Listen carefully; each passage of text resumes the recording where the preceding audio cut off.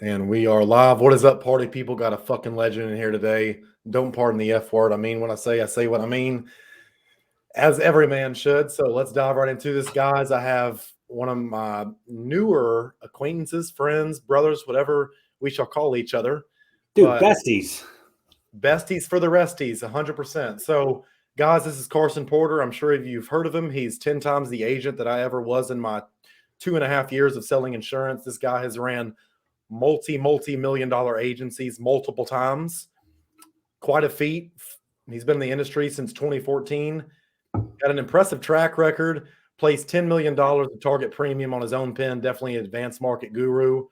And his agency has done hundreds of millions in annuity volume, which is fucking insane. This guy's made some money. So be sure to listen up all the way through.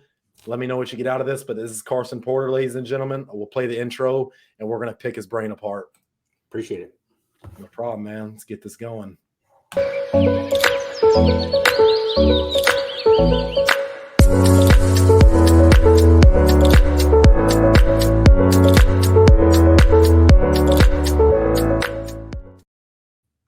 All right, guys, what is up? Hope you like the intro. If not, leave the dislike button. It still helps with the engagement. But guys, Carson Porter, ladies and gentlemen. So how the hell are you doing today, dude? See, you got a new office. Dude, I'm good. Yeah, we literally just got in here like late last night, and I've had enough time today in between appointments to set up my desk and to start building a piece behind me, and that's it. Like, actually, I've got this entire wall. You can't see it here, but this entire wall is whiteboard over here, everything. So I can just pace around, put my ideas on it. That's how I like to just brainstorm. I got a little ways to go to set this place up, but I'm excited to have another office here. So if anyone's capable of doing it, it's you. Well, dude, I want to dive right into this, drop some bombs on the industry today, and we'll be addressing some rather intriguing matters. So first off, let's talk about your coaching community, dude, because I see this as friendly competition between you and I. We can hold each other accountable, call out the weaknesses in each other's styles, personality, programs, how we are teaching styles. And I think it's scary to most people, but I think it's pretty fucking cool for me. Because you're like I've said, I have no problem admitting you're a 10 times better agent than I ever was. I can only give my truth. I don't claim to know the truth. I can give my experience on what I've done personally, and you've done 100x that. So maybe 100x the agent. I won't lie. But tell me about your coaching program. Oh shit, dude. There's a lot to it. And we kind of come at it from an angle of we're a community first, coaching or mentoring second, right?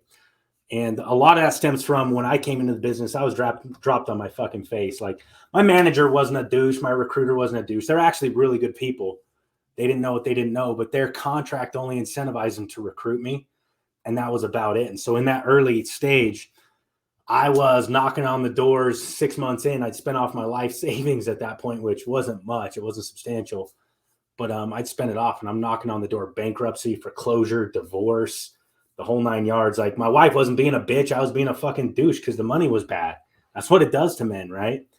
And I had to figure it out for myself. Unfortunately, I did. Most people don't, though, right? And I think one of the things that I recognize, like, obviously there's a lot of coaching and mentoring I want to do on a very specific basis. So yeah, maybe friendly competition between you and I, but what you're teaching, and like, it resonates at a totally different level than what I'm doing. There's 8 billion people on the planet, 359 million people in the United States, 170 million between the ages of 18 and 70. Like, there's plenty of folks you're going to help. There's plenty I'm going to help. And we can't, like, we might fight over one. We're not going to steal each other's money. Yeah, we might fight over one or two, but what about the hundreds that of yours that don't fucking like me, and the hundreds of mine that don't fucking like you, or whatever? Or it's not that they don't like you; it's just that they need something different, frankly. Exactly. Right? And so the thing that I recognized, I guess, that I needed, and what I've tried to bring in more than anything, was I needed community. I needed empathy. I needed a community of people who were willing to bear me up. And I was in turn willing to bear up. And so that's what we built first and foremost, is a community. And then inside that community, we put together really 4 levels of mentorship, just kind of addressing different points that I had to solve at different levels in my career. The first point, solving the first problem every insurance agent has. And by the way, this whole thing, we can do well. We actually do really well with life-only agents. We do really well with this agent and that agent. But who we're focused on the most is the agent that has the same background I have, which is multi-line, home, auto, life. That's where I came from. And we've grown into other things to where we're financial services only at this point. But my background is home, auto, life, right? Kind of like a State Farm agent or a farmer's agent, or I was with a company called American National. And it ended up being a really good thing. It wasn't a bad place at all, but I just needed some very particular things. But the first problem every insurance agent has is you have no idea how to get in front of more people who give a flying fuck about how to have the conversation that you want to have. Like, they just don't care, right? And it's marketing 101. So there's a million things we can do to market. They say there's a million good ideas, but I put out there, or I submit to you, the only good or the only real $1 million idea is the one you're making a fucking $1 million on. Everything else is bullshit and white noise, keeping you stuck in the rut and trenches, right? Exactly. And so in this first level, we really help people focus on and build focus on what is right for them, instead of just saying, hey, from a superfluous perspective, you need to run Facebook ads, or you need to buy internet leads, or you should be on TikTok or Instagram or whatever. Instead of doing that, it's more like, hey, there's credibility to all these. Let's figure out how to identify what's working for you or what's going to work for you, and then how to lean into that and stay focused on it, because focus is a motherfucking superpower in this business, right? And so that's what we really focus on. And then we bring in, I provide a lot of training, but we also bring in a lot of experts who frankly are better at other things than I am. You know, at some point here in the very near future, Mason, like, I promise you, one way or another, you're going to be on there giving some value to my agents. And can't wait. I promise you I will reciprocate that in absolutely every way I can. But there are things you're better at when it comes to getting in front of folks than I am. And I want to make sure the agents that identify with that have access to it, right? So then we step up to the next problem. Now you're in front of enough people. You're just not converting enough of them. You don't need more leads.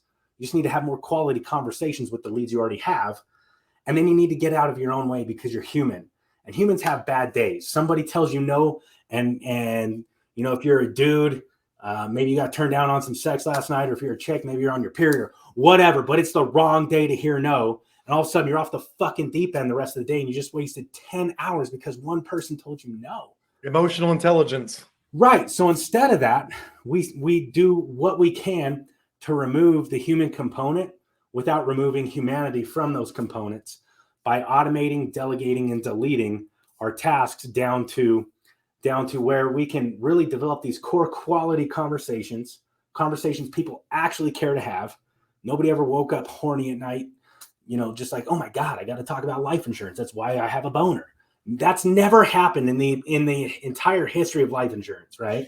Yeah. So we have to have more quality conversations, and then we deliver those with flawless consistency through systems and processes. And so we do a lot of work on delegation and automation of the delivery of these quality conversations. That doesn't mean you're totally removing yourself as an agent.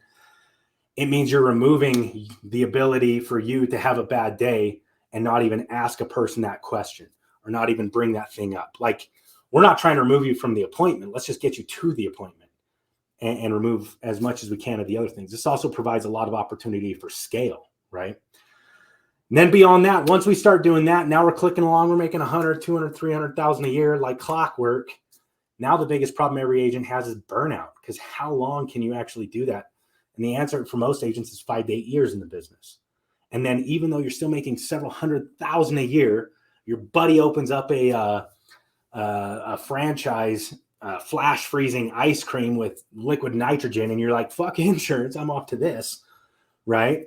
Because you're burned out on this same thing over and over and over. So how do we defeat that? We defeat it through scale, by bringing on a team and stepping out of the day-to-day production and really growing a team that wins. Not a team of, there's these IMOs out there that are like, hey, go recruit 100 people.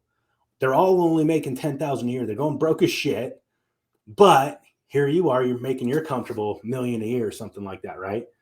I believe that's so immoral.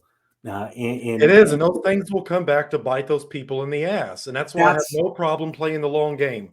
What I That's love my about thing. your stuff is it's doing the same boring fucking thing over and over and over until you get to a point where you do not any longer find fulfillment in it. That's where I think burnout comes from. I'm under the impression I cannot be burned out. I cannot become depressed. I refuse to believe in things that take away power from me. Yeah, you never get burned out if you keep growing. But eventually, growth goes beyond your own self. Now it's time for me to quit worrying about growing myself and my own production. And instead, I'm going to look at the impact I'm having instead of the income I'm providing to myself. Because I know the income's on autopilot now. And I'm going to plug into my community. I'm going to find a way to plug in 3, 5, 10, and then I'll worry about 100 people. But every single one of that 3, 5, or 10, they're going to make 6 figures year one. Why? Because they're going to plug into the same systems and processes that I just did the ungodly amount of effort to figure out how to automate $100,000 a year, right? How to put it on autopilot. And that's what our next level is. And then our final level beyond that is, okay, now you've grown a team that's on autopilot. Shit, they don't even need you anymore. Now what do? Do you still walk away from the business? And the answer is no. The answer is we get into super advanced markets doing really cool stuff that I've had the opportunity to do, where you sell a single policy and you make $100,000, $300,000, $500,000, $1 million, $5 million on one policy. Been there, done that, right? It's pretty freaking cool. I haven't made $5 million on one policy, but I've made north of 7 figures on a single policy, and it's been really, really cool, right? So we step into that, but then we also step into a phase of our life and our business where we begin to invest and divest in other things outside of our insurance agency. You want a Little Caesars franchise? Cool. Let's figure out how to get that for you. Let's hook you up with the right people. You want a crumble cookie, or my preference is dirty dough. I don't know if you're plugged into the cookie wars right now, but one of my best friends is a co-owner in dirty dough, and dirty dough for the win, y'all. But I'm just telling you, we got to start extracting the wealth that we've made in insurance and investing and divesting into other areas, which helps us, again, grow our impact, influence our community, and in turn builds a more robust portfolio for generational wealth within our own household. So that's really what we do, is start to finish my journey. Again, not everybody's going to identify with it, but how do we go from I don't know how to make a paycheck to I can't figure out where to put all this money? I like that. And I'll shamelessly plug in your coaching program. I've bought some of your material. I think it was on a discount when I saw the post, and you're like, oh, did you want your $10 back? It's like, no, fucking keep it, dude. It was worth it. But it's like, I love the organic model that you've taken. And it's like, a lot of that is what I focus on at the beginning of my coaching stuff. I call it the ROI Sprint Challenge, because a lot of my stuff is systematized because I don't want to cover sales every single talk we have. Most of my stuff comes from a neurolinguistic programming, Tony Robbins type of shit. Most of the problems that these insurance agents have aren't fucking even insurance related. They're suicidal. They have porn addictions. Their girlfriend broke up with them because they're a weak man. It's like, I encourage every person, you have everything you need to be fucking resourceful and successful. Stop shielding. Like I used to have a shield. I'm depressed. I'm not going to the gym. I'm depressed. I'm not doing this today. I don't feel like it. Why? I grew up in a single mother household. Never had a father figure. So she taught me to be emotional. She taught me it was okay to cry, honey. I'm saying, as a man, no, the fuck it's not. I'm expected to perform my duties and protect the people that I care about, regardless of how I feel when I wake up. I've done ice baths every day for the last month. I've ate pretty much a half pound of raw liver every day. I don't like that shit. It tastes like Play-Doh. It's fucking cold. I don't want to go to the gym. I don't want to see girls' ass cracks spread around a bar while she's bent over. I don't like having lascivious thoughts on my conscience. But it's like teaching people how to deal with their emotions and not shut them off or on. This isn't Vampire Diaries. We're not fucking robots. But it's like, your problem isn't insurance sales. It's that your wife doesn't respect you because you're not providing for her. I've never once asked a woman to split the bill with me. Yep. I think that's fucking weak. Yeah, dude, there's so much in it. So that's a big part of our community component. And some of the values, we call them core values. We have really 7 tenets that we push. But one of those tenets is being whole self-centric. And it's the concept that you have these 5 stewardships in life: physical, mental, spiritual, family, and work, right? And it doesn't matter where you're at on that list, because we all, in one way, shape, or form, we all slip up. I'm a little heavier set than you. Maybe you masturbate more than I do. I don't know. Right. But the idea is we need to be making progress forward. So how the hell can I be the most elite version of the insurance agent or the financial advisor that I want to be if I'm sitting there, like you were talking about, staring at the wall all day because I just came from home where I had this utter realization at 7:30 in the morning that my wife fell out of love with me. I can't focus on my work and be a good agent. How the hell am I going to do or have a good appointment and really help somebody understand the complexities, the utter complexities of index universal life insurance? Because it is not a simple plan. It is a very complicated plan. Ask any attorney who reads one of these I love what Justin Brock's post was like I think it was a month ago, but I made a reaction video to it on here. And it's like some dude said, come stuff my pocket bank with your hard-earned dollars or something so I can get a commission bump and a trip to Hawaii. But dude, it was so fucking funny because it's so true. And it's like, this relates to Cody Askins' post I saw the other day about talking shit. And it's like, it's a fine line you dance between because, one, I know no man out there is going to fucking take anything that I want. If someone has something that I want, we live in a hyper-competitive world as men, and I will take what I want. Yeah. That's the fucking world we live in.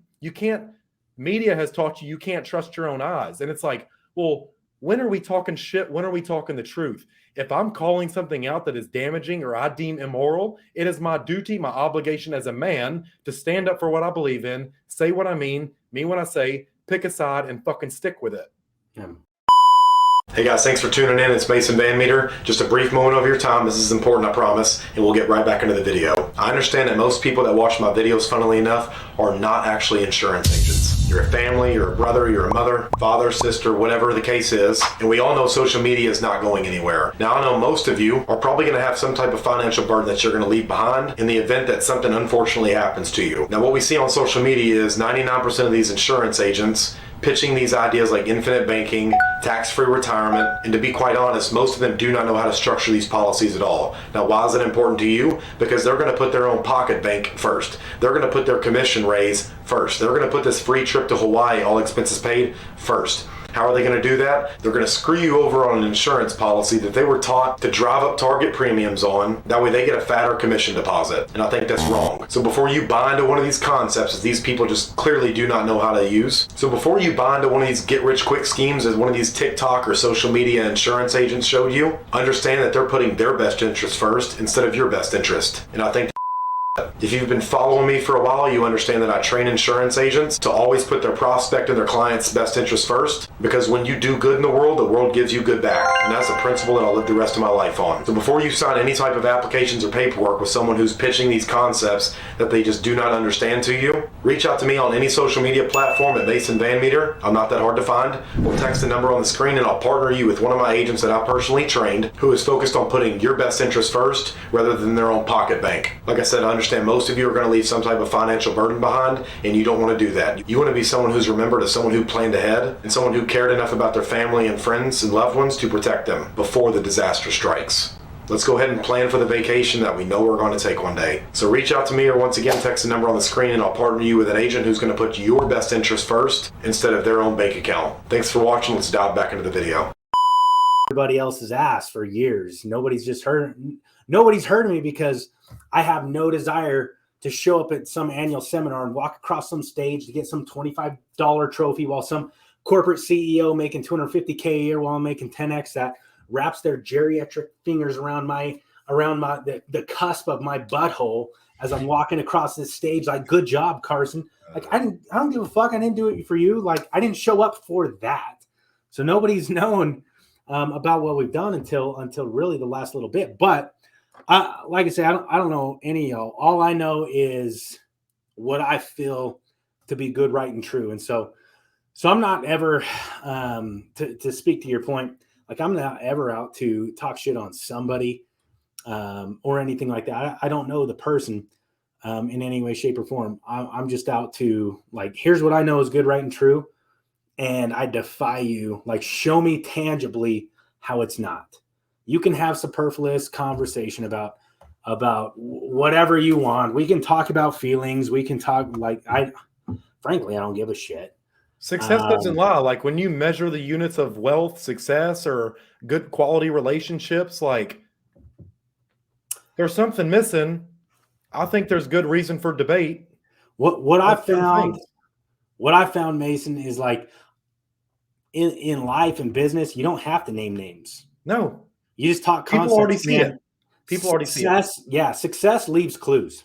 It just leaves clues, right? And those breadcrumbs, they're not hard to follow. So I don't know if I say something, and whether it's Cody or Justin, or I'd like to think if I've said something that offended them, they had the balls to reach out to me about it. Cool. Like, let's have a conversation. I've certainly never meant an attack on either of them or anyone else for that matter.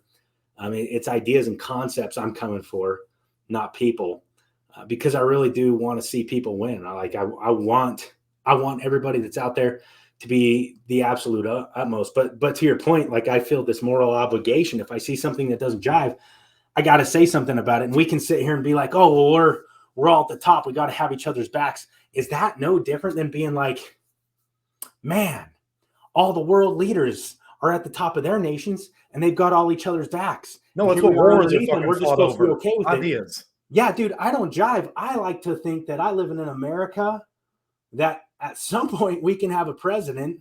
Maybe a few years ago we did. I don't know. But I like to believe that we live in an America. I'm a patriot at heart, dude. And I want nothing more than to believe that my government would stand up for me rather than having the back of other world leaders. Stand up for the core freaking values we believe in and hold dear, rather than having the back of other people on your own tennis court. Screw that. Like, I don't care. So again, if anybody ever felt like I'd talk shit, cool, hit me up. Let's have a conversation. Yeah, but just talk to someone. Don't talk side to side. Do not talk side to side. Talk to someone who can fucking do something about it. Yeah, I don't know. I feel like we're getting off in the weeds, but regardless. It is, but it's a talking point because no one ever brings this shit up. Yeah, that's fair. This is why we need people like Joe Rogan in the world, Andrew Tate, fucking whoever. They provide a different dinner table conversation, a different narrative. Careful with Tate. I got my Facebook account restricted for 21 days for having a non-biased post.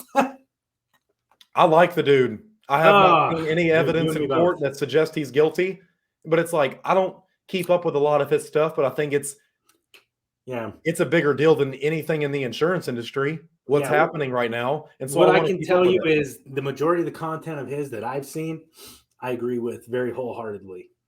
Right? Have I seen all of his content? So can I speak intelligently towards 100% of it? Am I having pork chops and fucking baked beans on the weekend with the dude? I wish. No, I don't know him that well, so I can't sit here and intelligently say he's a good man. I don't fucking know, frankly. But what I can say is the majority of what I've consumed that he's put out there is wholesome content when kept in context. I'll just say innocent until proven guilty, and Hugh Hefner did worse shit than he did. I mean, that's about as American as it can be. Innocent until proven guilty, right? We're so quick to fucking hang people. It's unreal. The judicial cancel culture, man. Cancel culture. It's fucking disgusting. Yeah. It's disgusting. It's childish is what it is. It is, because when you have the same echo chamber, I don't care if it's someone's post in the insurance industry or it's a national narrative spreading across America. If only one viewpoint is heard, it becomes a fucking echo chamber. It becomes brainwashing. It becomes programming. And I'm just going to throw this out there. Maybe this is linked. Maybe it's not linked. But I found, whether it's the case of Andrew Tate, whether it's the case of whoever, I found the people that tend to have a really big issue with him also had a really big issue with the idea or the ideology that there was a leftist agenda that was pushing social media to taper the conversation and gear it towards a leftist agenda. But here we are, Twitter files. Do y'all really think like Elon Musk has the time to sit there and create billions of freaking documents about how like both parties are fucking around, but there's a significant overload from one side. And it's not like the left side of the aisle is a bad side of the aisle. What I'm saying is there's bad actors. They're in the same building, left aisle, right aisle, same building. Same building. What I'm saying is there's just an overwhelming amount of tangible evidence coming from that side in recent history. And so what I'm saying is the same people that want to sit there and deny tangible freaking evidence, right? Epstein Tangible didn't kill evidence. himself. They want to sit here and deny. Oh man, I go off, but I'm not going to because I'll get us both. Let's canceled. talk about someone who is actually fucking guilty. What about Sam Bankman-Fried and all these billions of fucking dollars? Oh my god, dude! Don't even What get me about started that? on that. Well, and you've still got. What's hilarious is the same people that want to put Andrew Tate in a guillotine want to let Sam Bankman-Fried off the freaking hook because you know what? He was forced into doing this and all the things that came from it by his number one competitor because his number one competitor in an unregulated market was able to push him out. And now they have a monopoly. And I can see the logic behind the argument, but there's no tangibility behind the argument. They did not force him to make stupid decisions that put other people's money at critical risk. Because Sam Bankman-Fried is a fucking weak man. Why do you think these people like Jeff Bezos and Mark Zuckerberg are out there taking mixed martial arts classes, getting fucking ripped, getting jacked? It's because they've got all this money and they're over here like thinking about like, I've never had sex in my life. It's like they're very weak men who are emotionally unintelligent. I think there's a lot. And it's funny because you know who finds it more often? It's not the people who struggle with money or the people who don't struggle with money. It's the dudes who do struggle with money, who have to do a little more soul searching. And because of that, they find it first. However, regardless of your income level, I think eventually you find that no amount of success is worth it without fulfillment, without loving yourself. Money only and solves it's pretty money fucking problems. hard to love yourself when you sold yourself down the river as a man. When you quit chasing purpose and instead you started chasing bitches, or you started chasing hoes, or you started chasing other dudes. It's 2023, so let's give them that, right? Or you started chasing, whatever else is out there, but you never chased your own purpose, right? Exactly. And go back to 5 stewardships. Like Bezos made billions before he started chasing purpose. That's one stewardship in life. And on a very micro cosmetic level, I've walked away from businesses, $1 million businesses. They're putting 7 figures a year in my pocket because I hated the business I built. I was so unfulfilled by it, right? And sometimes things are going so fast, so crazy, so heavy for you, you don't realize you're unfulfilled by it. But that's why I believe those guys are all out there chasing excellence now. They're chasing purpose and excellence as a man instead of these other things because they're like, holy shit, here I am building spaceships shaped like cocks, and I'm still not happy about my life. Maybe I need to worry about some other shit, right? But yeah, it's the same problem with society because the people who have raised the insurance agents now, I mean, we're pretty much in a fatherless generation. I'm not so sure if you saw the post I did the other day about single mother statistics households. There's 11 million single mothers in this country, or 11 million single family households, single parent households. 80% of them are single mothers. Single mothers do not know how to raise men to be men. So they teach them to grow up like, my mom wanted me to grow up to be emotional, to take days off. It's okay to cry. It's okay to ignore your responsibilities. And now these men, they come into the insurance industry. They have all these fucking problems because they can't get girls. They don't respect themselves. They can't sell a policy because you're right. They went on a date. The girl was doing this the whole time. And instead of getting up and leaving that girl, they let that girl walk all over them without giving them anything in exchange. It's like you're giving her all of your attention for nothing. You friend zoned yourself because you are a weak man. It's like these boys grow up to be fucking school shooters, whatever. Emotionally unintelligent men are the problem with the world today. Savages, David Goggins back in 1800s are what fucking built this country. And it's like these are the real problems holding insurance agents back. It's that your wife doesn't respect you. Your kids don't care if you're fucking there or not because you're not emotionally there. You're not spending quality time with them. You're making your girlfriend the whole focus of your fucking life instead of your purpose in your business. She instantly dropped respect for you. You no longer feel qualified to do what you're doing. You stop providing for her. She goes and starts fucking another dude who does that for her mentally, physically, spiritually. And it's like, you're like, why me? You blow up her phone with 200 text messages while she's sucking someone else's dick. This is the problem. No one Can wants I- to fucking can talk I- about it, dude. No, it's not a caveat. I just want to kind of build on that because I know you probably got a lot of audience tuning in you for the first time or whatever. And I'm going to just tie these together because a lot of folks are like, holy shit, Mason's off in left field. Like, understand. I don't think you or I or anyone else out there is saying that, like, for example, single mothers is an example you use. I respect them. They have the I hardest respect job in them. the world. They've done and they're doing the best they can with what they have. Yeah, they're right? just picking up masculine traits by weak men. No man wants to date a man. They pick up masculine traits that they're not men. They don't know how to use them. You're doing a job that you were never biologically designed to do. Right. But they are, to their credit, You're doing the best. they And I can fully support it and respect with it. what they have. However, let me submit to you something Winston Churchill said that I fully believe in, right?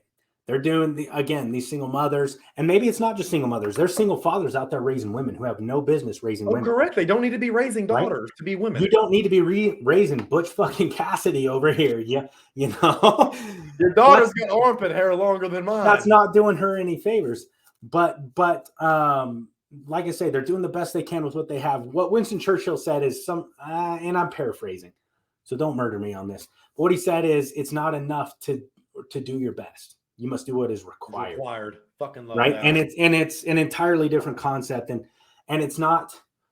So many people want to get worked up about it, but I know you well enough to know, and myself as well.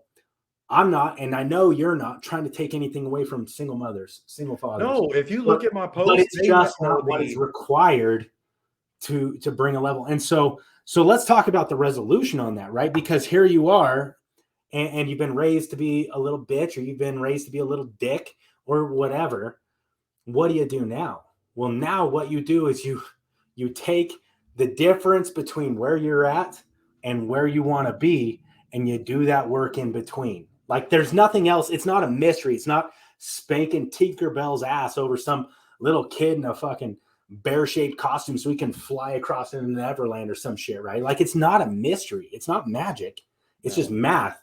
Like, here's where you are. Here's where you want to be. Do the math in between. Like, do that work. Put on your fucking coveralls.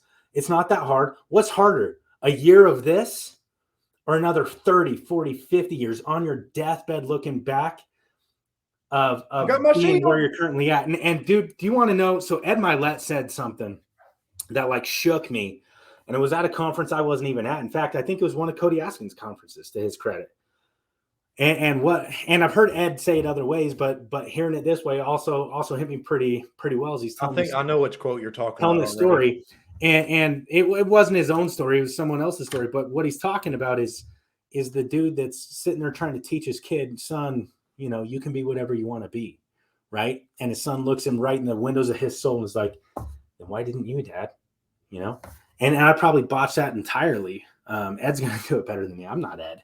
But that's what occurs when you don't take where you're at versus where you want to be and execute daily on the work to get where you're at. So like, it's not about, are you 300 pounds right now? It's not about, are you in a shitty relationship right now? It's not about, do you spend 12 hours a day beating your dick because you're so stressed you won't sell insurance right now? It's not about any of this stuff. It's about, what are you doing with tomorrow to ensure, to guarantee that you did better than you did the day before. That's it. There's nothing else that matters. And if you'll just do that in 12 months, like Mason, you know this. I know you know this because you've lived it, right? I've lived it and I'm still living it every single day. I've still got improvements to make. But if you'll just do that for 12 consecutive months where you wake up and physically, mentally, spiritually, with your family and with your work, all you do is just like, what did I do yesterday? And how do I build on that in the slightest? You know, if I did 20 push-ups yesterday, cool. Can I do 20.1? I don't even have to do 21. Can I do 20.1? I need to put in a little extra effort. Progress. That's what makes us happy. That's it. And it's not the 1/10 of a push-up because it made you stronger, right? And now you've got these pecs and your man boobs are gone and all this shit. No, it's that you tried 1/10 harder than you did yesterday. And now today you get to go into your insurance appointment. You're like, man, I'm trying 1/10 harder than I did yesterday on everything. Not just to cram a policy down somebody's throat. No, but I'm trying 1/10 harder to help find a problem that they have and legitimately solve that problem so that they never have to solve it again. That's what I'm trying to do, 1/10 harder. If I do that 10 days in a row, what am I knocking on? If I do that 100 days in a row, if I do that 365 days in a row, all of a sudden we're knocking on some compounded consistency that really equates to something. And that is valuable. That's impactful. So it's not about where you're at. And it's not about, it is somewhat about where you're going, but it's about what are you doing in the next 24 hours to guarantee you're on your way there. That's it. It's the journey. People get complacent. They're called satiation rewards. After you eat, you're no longer hungry. You're full. I'm going to bed. You're already dead. But it's like your work works on you more than you work on it. Iron sharpens iron. And it's like why you and I have this mentality like I'm not going to be a little bitch today is because we've went through enough emotional trauma and stress to learn how to deal with our emotions. And whether we feel happy or whether we feel sad, we get up and we fucking do what we need to do. Dude, I will tell you too, though, Mason. I didn't deserve it back in the day. I was being a little bitch. I'll tell you too, though. There are still days. There's a lot less now than there used to be. There's gonna be, but you know how to deal with them. But there are still days when I wake up and I choose bitch. When I've had a stressful day and I choose beer and a bag of potato chips on the couch. There are still days that I do that. Like there are a lot fewer than they were, right? But the key, like, and all I'm saying is nobody's perfect. It could be beer and potato chips. It could be not hitting the gym. It could be not making that extra phone call, not dialing those leads, not like whatever it is. We're not perfect. And you included. I'm just going to go ahead and call you out right now. I guarantee there are days you wake up and you choose bitch. However, when you're done choosing bitch, you immediately forgive yourself for that and you make good decisions going forward. We're not perfect. We just need to be better than we were yesterday. And if over this 12-month period, I can choose bitch less than I did the previous 12-month period, I'm making progress. And the next 12-month period, I'm going to choose bitch less. And the next 12-month period, I'm going to choose bitch less until the day I die. And the day I die, I might still choose bitch once a year. I don't know. I don't even know what area it might be in. It might be in a social aspect. Social anxiety is actually a really big thing for me. A lot of people don't realize I'm not shy. I'm socially anxious. It puts me in my fucking feels to know that I got to go talk to people, especially people I've never met and I don't give a fuck about, right? But here I am. I got to go pretend to smile and be nice and all this shit. I might be on my deathbed choosing bitch over that because some new nurse walks in and I don't know who she is. And she's like, how are you? And I'm like, fine. Instead of being like, you know what, doll? I'm fucking good. I'm peacing out. Goodbye, right? But I'll choose bitch. Like until the day we die, I contend none of us are ever going to be perfect. That's humanity. We just have to choose bitch less and less and less and less. Every day that goes by, every year that goes by until the day we die. And if we can do that, whether it's success you're chasing, whether it's salvation you're chasing, I can't see, like if you're chasing salvation over success, cool. In my opinion, that's a form of success. I can't see any form of benevolent God who would damn you to burning everlasting hell for choosing bitch less and less consistently every single day that went by until the day you died. I see that God giving you a chance to like, hey, here you are on the other side of things. You've got a clear and perfect vision of what's going on.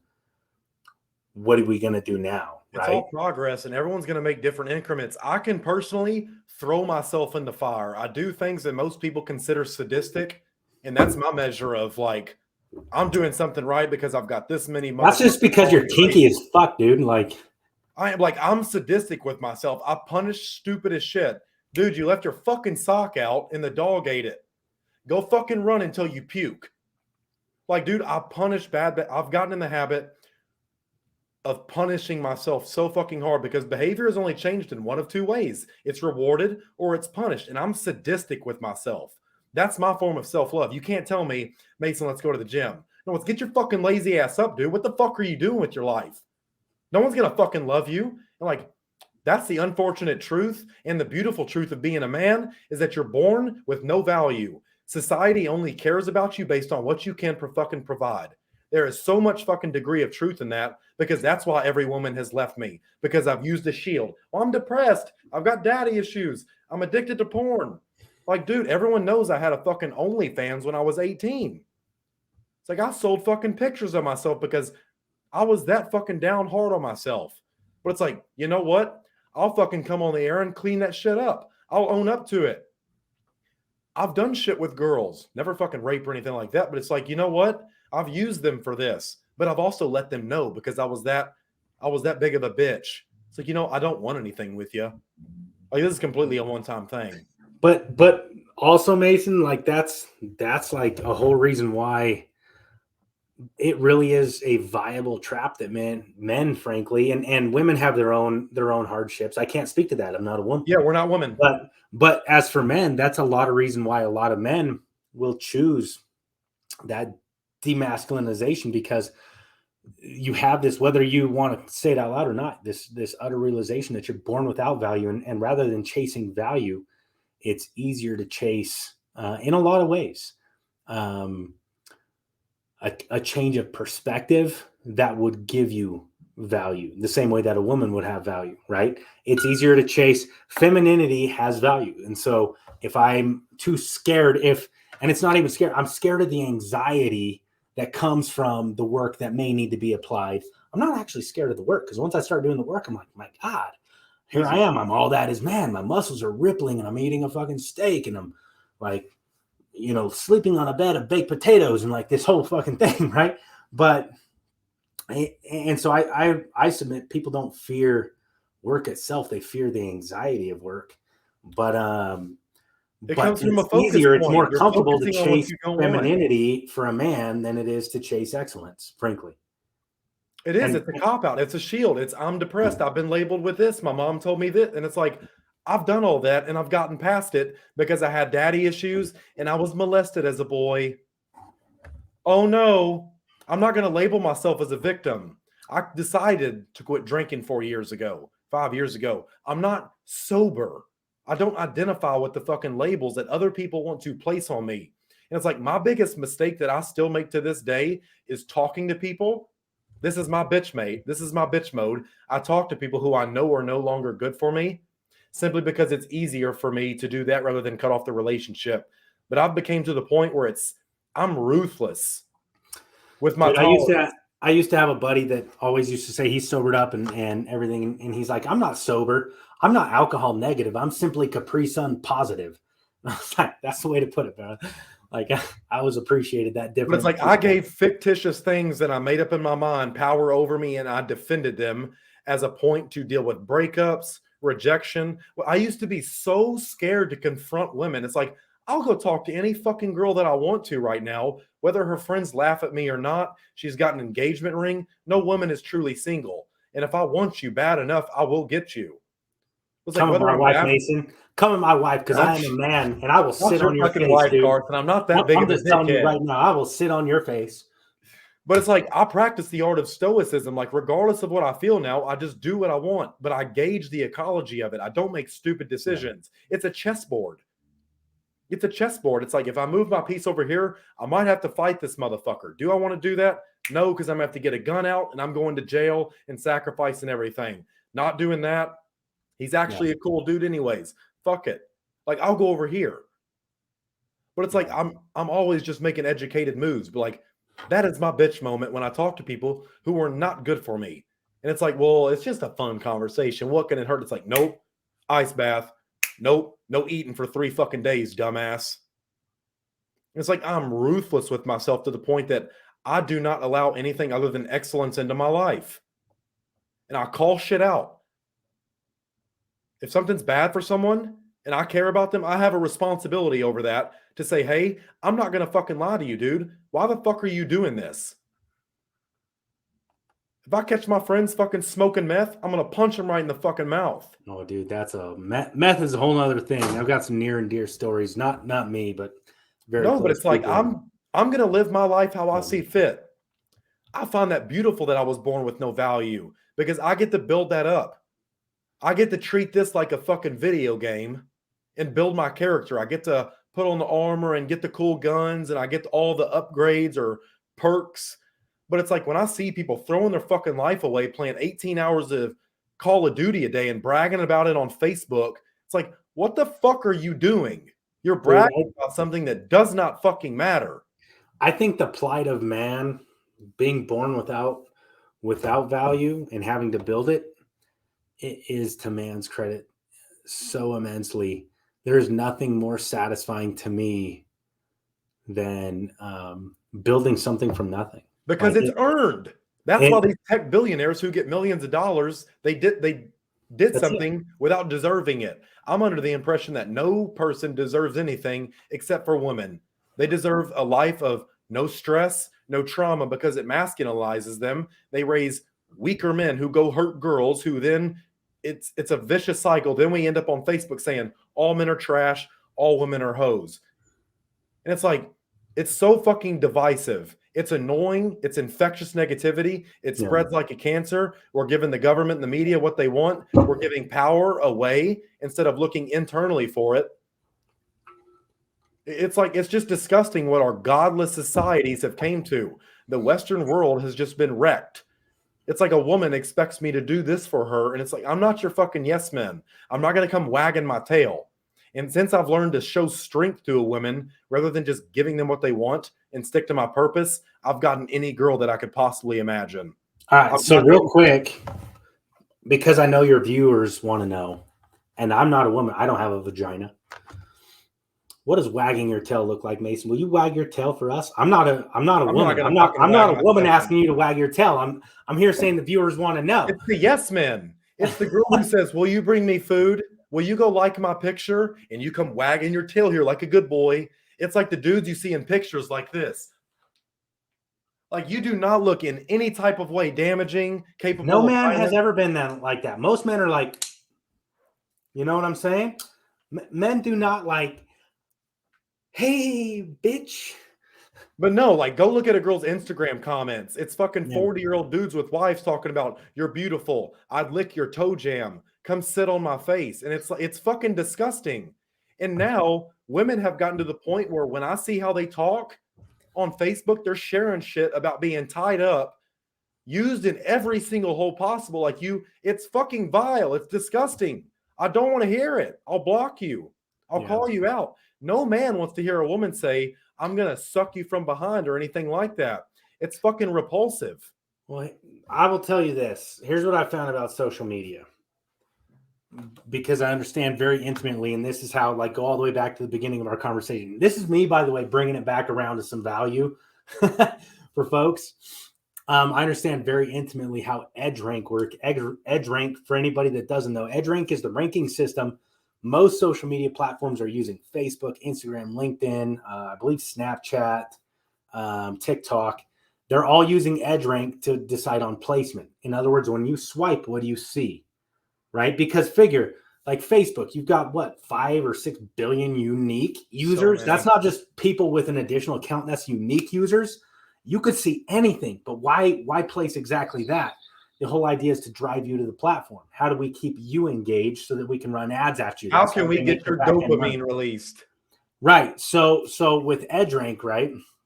Or in regards to that, Eddrink runs on what keeps you on the platform.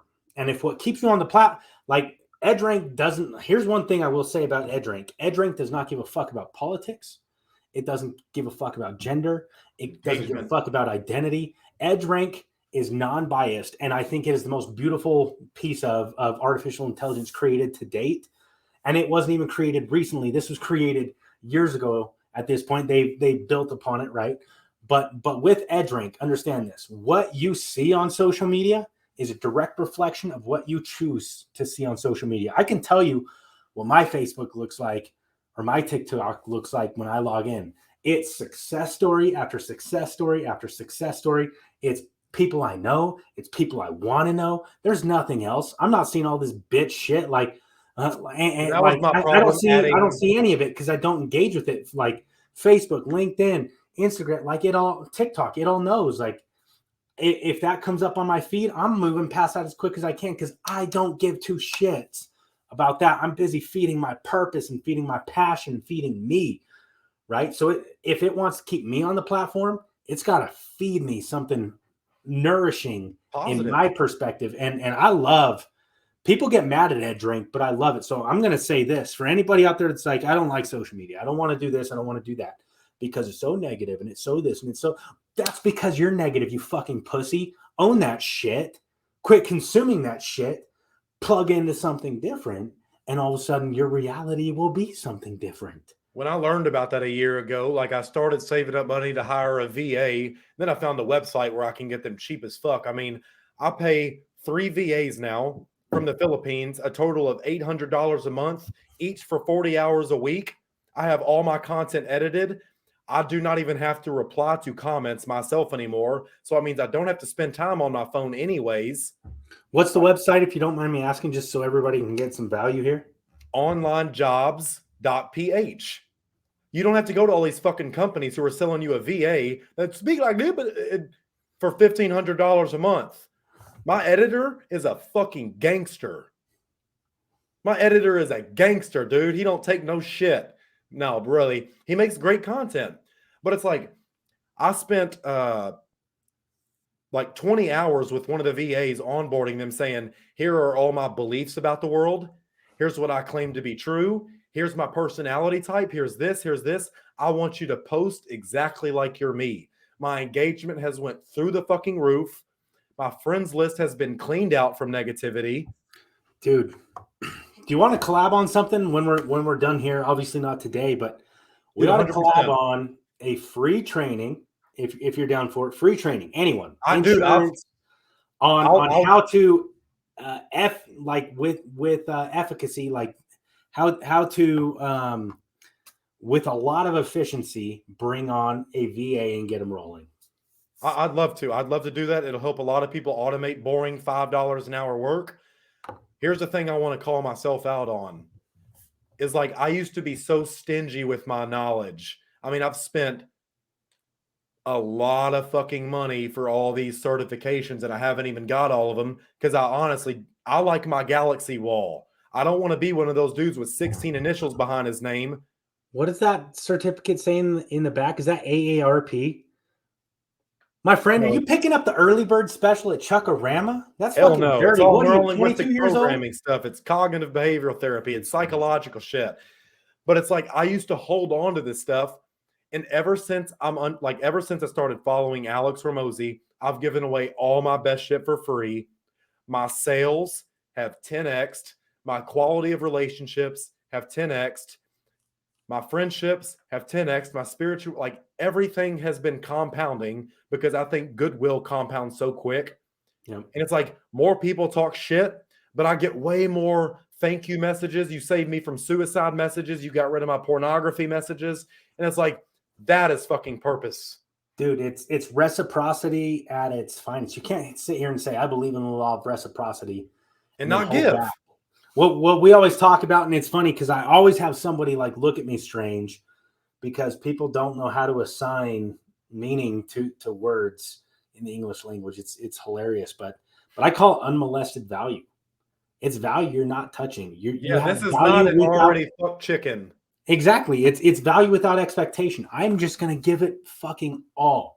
And like, I'm sorry, I've got a family to feed too, so I'm giving it for free. So that means I can't give you all my time and my attention, my effort, my energy, all my organization, all that. But I'm going to give you all the value. You've got to take it and run with it for yourself. If you will. Most people won't, and that's why people pay me, because it's now more of a done for you, right? Give away the strategy, sell the implementation. That's it, dude. And like I say, I call it unmolested value. It's value without expectation. It's if I truly value impact over income, then who am I to, like, maybe I turn all these folks off and they never want to give me $1. Maybe they can't give me $1. Who am I to keep them from the good I have to give? Let me just put it out there. And if they're willing to do something with it, then they deserve it, regardless. And when your free shit makes them money, they'll come back and ask you how good your paid shit is. Reciprocity, dude. People I gave away free shit to 6 months ago that told me no on a sales call. Here's this anyways. They're joining now, paying double. Yep. That's exactly how it works, man. It's how you fucking win. But it's like, I'm playing the long game, even though it sucks right now, because I know I can make so much more money. I know I can have a bigger ask. And I know in the future, I won't even have to ask because I'll give so much away for free that people feel guilty not giving back.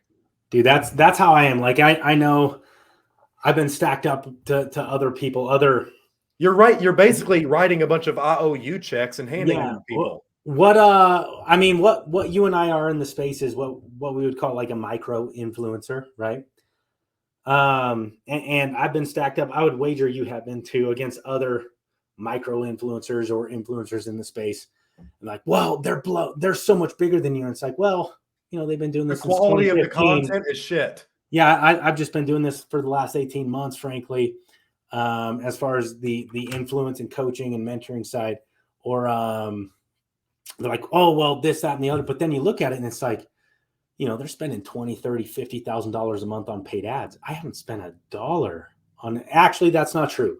We did spend. I had my marketing team wanted to try a paid campaign for a webinar, and I told them they could spend $500 running Facebook ads. We ran Facebook ads, $500 went up. We haven't spent $1 since. So in 18 months of launching this, a considerable amount of revenue, considerable amount of impact, and lives changed. We spent $500 in total marketing, right? Oh, I fucked up with ads, dude. I spent tens of thousands from early coaching sales that I made. I got market value. Like I got some, what's it called? I got some feedback from the market saying, hey, people want to buy your shit. Let's run paid ads, $500 a day, $1,000 a day. And it's like, holy fuck, I just wasted all this money. People joined in. They weren't my target audience. They're asking for refunds. They're filing chargebacks. It's like bad clients will bankrupt your fucking business. That's the whole fucking thing that I love about organic. And I don't recommend organic models for everything, but if you're going to grow a mentoring program or a coaching program, it needs to be word of mouth. I prefer organic because there is no other way to filter for core values. The last thing you want to build is a business that you want to run away from. You don't want to build a business of like a clientele book you want to run away from, or you can't. Like, how are you going to be a good coach or a good mentor if you can't fucking stand talking to the person? Well, if I'm organic, I filter for that before they even come in. In fact, if they don't like me, they unfollow me long before we even talk about them buying my shit. But lo and behold, over 18 months, we've gone from 200 people following me to over 6,000 people following me and wanting to buy my shit. Right? And do they want to buy my shit right now? No. But they will. They will, or they don't want to give me money for my shit, but they still see enough value in my free shit that they're still tuned in. They're still referring friends and family. They're still doing all this stuff. So they are in a sense buying in, right? They don't have to buy my product to buy my product because my product starts so far before the dollar figures start showing up. They don't even realize we've been very intentional about this, but that's what organic does for you is it gives you a chance to filter for core values, core focus, before you even start having sales conversations. And you get free customers. Your cost of acquisition goes down, profits go up. Bottom line, that's what I care about. It takes longer to get to, say, 1 million. But in my opinion, once you get to that, you stay at that level easier. And you're able to go beyond that much, much, much, much quicker, frankly. Otherwise, you're just chasing paid ads. So, yeah. So again, that's not for every form or fashion of business, but if you were thinking about doing coaching, mentoring, in my opinion, recruiting, I don't think you should be spending money on LinkedIn for recruiting. I think recruiting should be an organic piece. In fact, in one of my groups, we just put together, if you were to spend, I think it was maximum was state of California was $4,000 for an agent list, and you wanted to recruit to them. If you just bought the list one time, you'd never have to buy it again. You own that data now, right? And $4,000, you and I both know, like that can go quick. If I'm paying for LinkedIn recruiting services, that's 2 months, right? But now I own I want to say it was 332,000 contacts in the insurance business for the state of California alone. And now I can use that to reach them organically. And my conversion rate is going to be so much higher. Never have to touch on it again. We'll do millions. Like we literally broke it out at a 0.5% conversion rate on organic over a 12-month period. What's 0.5% of 332 million? Like, what is it like? 1,000 people. How many? Is it like 15,000 people or something like that? Probably close to it. Just doing street math. I'm just doing street math. Yeah, street math rolls in grams, y'all. I fucking love it. But But 15,000 people, let's imagine you're a recruiter for $4,000 at a 0.5% conversion rate, which for anyone doing cold marketing and organic marketing for half of 1%, that's literally 300% lower than the average. The average should be 1 to 3%, right? So 0.5%, 15,000 people. If you're one recruiter, could you even handle 15,000 interviews this year with people that are already pre-fucking vetted for core values, core focus?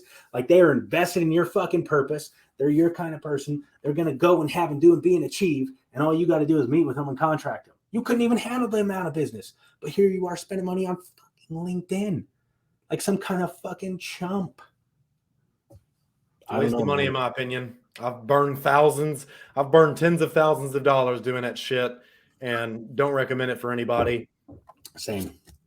No, organic is my favorite way because it all grows quadratically. You do such a good job. You build such a relationship with one person. They tell two tells four tell eight, and it compounds, and it's not linear. It's quadratic. It's exponential in nature, and you can over fucking night one day. Yeah, there's a breaking point for everything, and everything's going to have a different breaking point. But when you're organic, there's a breaking point. When you're all paid, there's never a breaking point. If you're growing your it agency, actually counteracts against you because you have to pay more and more to acquire colder and colder audiences. Right. If all you're doing is paid leads and you're just dialing phones, whether it's life insurance or home and auto or whatever, right?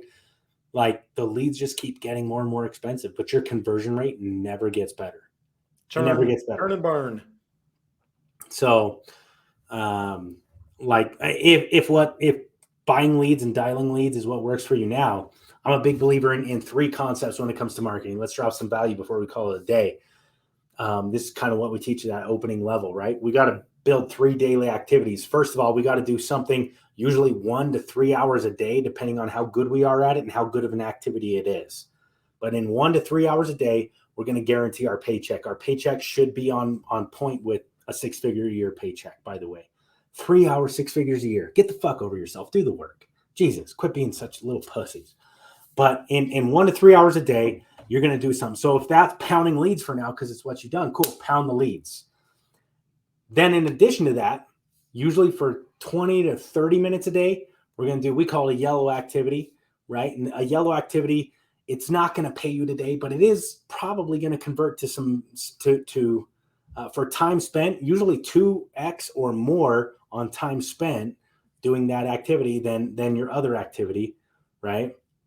And it's going to convert sometime in the next probably 30 to 45 days. So something we might look at like that is like networking. You're never going to walk into a BNI meeting or a corporate alliance or a chamber of commerce and day one you're pulling referrals.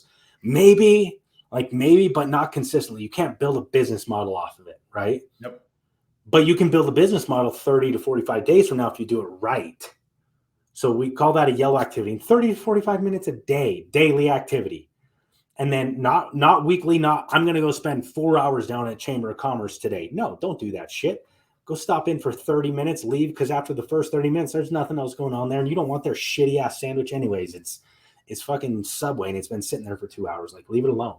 Go do something else. Show up, make an appearance, and then every single day that next week, like actually meet with somebody from Chamber of Commerce to do a one-on-one or something like that. That's how you network. But it takes 30 minutes a day. And then finally, we call it our red activity, 15 minutes a day. It's going to provide the best ROI of all, but you have no idea when you're getting paid. Organic social media might qualify, right? There's several other things that might qualify, but you do all 3 of those every single day, and you'll find that typically within 90 days, you don't need to pound the leads anymore. That one can fall off. And if you're really smart, you won't let it fall off. You'll quit doing it. You'll hire someone else to step in and do that. Scale it. Your organization still does it, but you don't have to. You step into yellow, yellow, red instead of green, yellow, red. Higher leverage opportunities. Green gets me paid today. If I do it today, I have an opportunity to get paid today. Yellow, if I do it today, I have an opportunity to get paid in the next 30 days. Red, if I do it today, I don't know when I'm getting paid, but it's the biggest check of all, right? So once I leverage myself up, within 90 days, I can hire someone in to do green, yellow, red, and I can do yellow, yellow, red. And after another 90 days, I don't even have to do yellow, yellow, red. I don't even have to fucking network anymore. These people are just coming to me. I can't even control it. So I'm going to quit doing yellow, yellow, red. I'm going to do yellow, red, red. And after another 90 days, now I'm doing red, red, red. I'm just going to do social media, or I'm just going to do and it's 15 minutes a damn day. 15 minutes times 3 is 45 minutes a day of prospecting to guarantee myself 7+ figures a year, multiple 7 figures a year. That's how you build an organization. That's how you market. That's how you get to things. But again, most people are too chicken shit to do that work in the first place. But organic, man, it is the fastest path to cash. Anyone who wants to disagree is a fool. It is an absolute fool. You can buy your leads and you can go make 100 phone calls. I can go knock a door, right? It's going to take you an hour to dial out 80 to 100 people to get 2 or 3 quotes to maybe close something. It's going to take me 15 minutes to find one person. 15 to 20, on a bad day, 30 minutes to find one person who will let me give them the same quote. I just had to not be chicken shit. So, I don't know. That's all it is. No, I love that, dude. I really appreciate you not fucking beating around the bush on anything. I know that we talked about some rather deep shit today, whether people agree or disagree.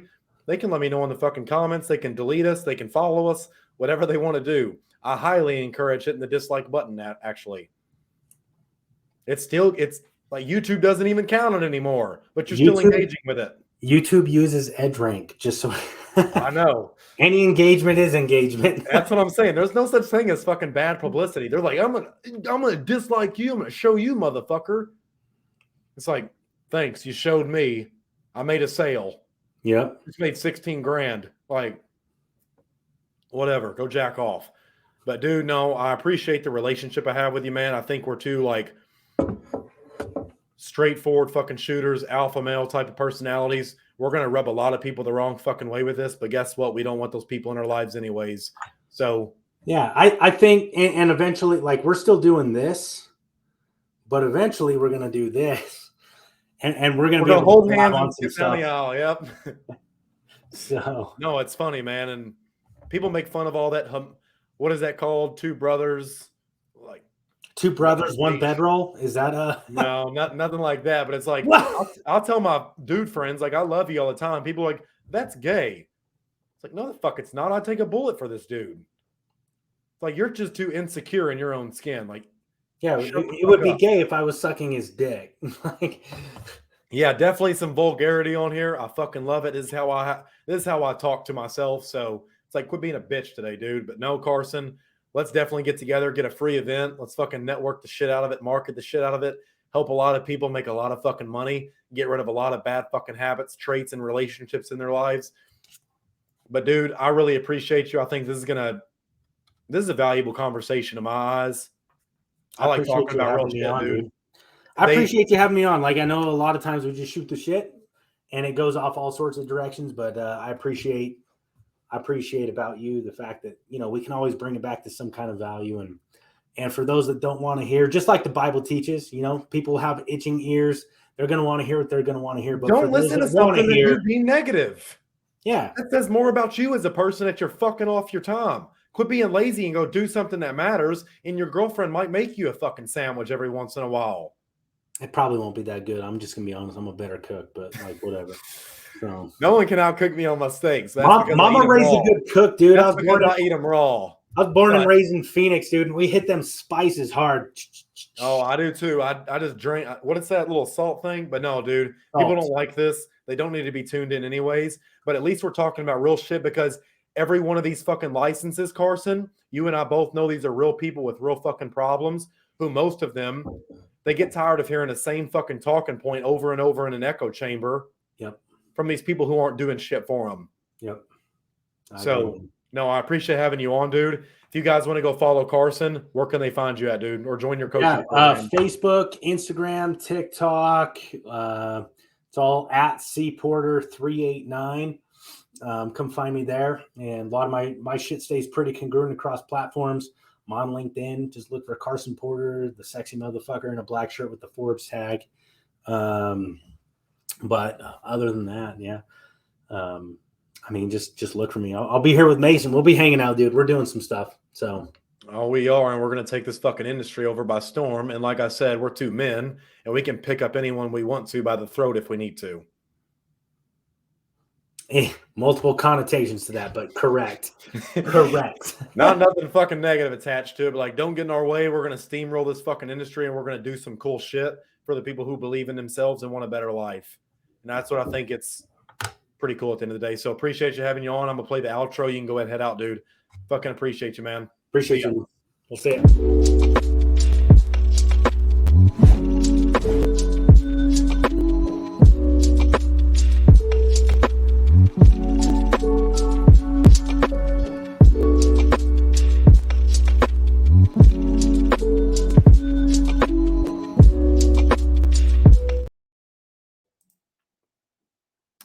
Happy hustling party. People, see you on the next video.